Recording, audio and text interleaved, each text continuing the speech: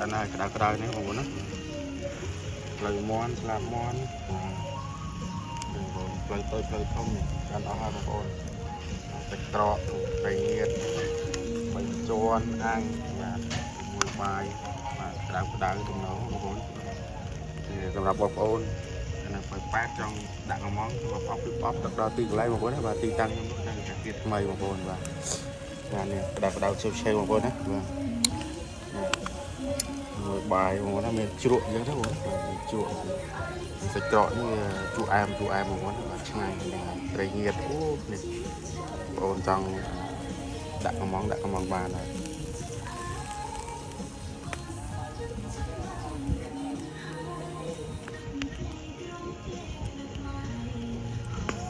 sẽ có được một bài cho mình cha sẽ có support của bạn tay cho đi đó ba dòng rồi đặt bài luôn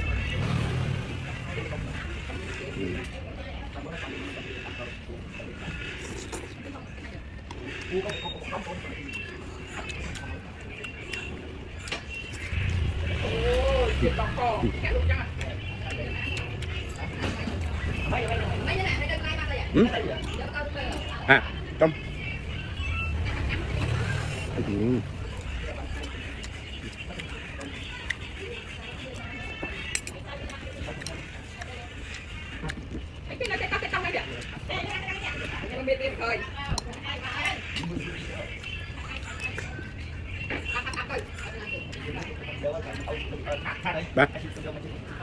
ba ba anh ba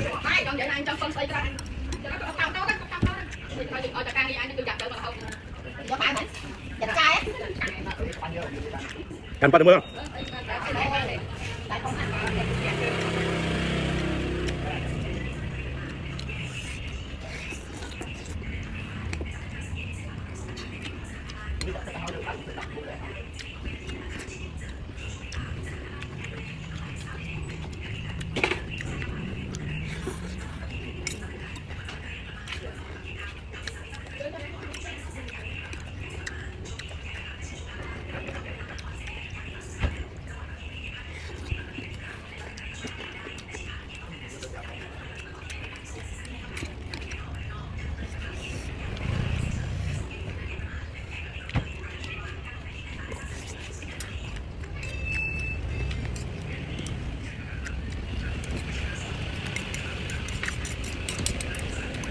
Cả to thì lục mai đấy cả to thì ở nhà nào mà phải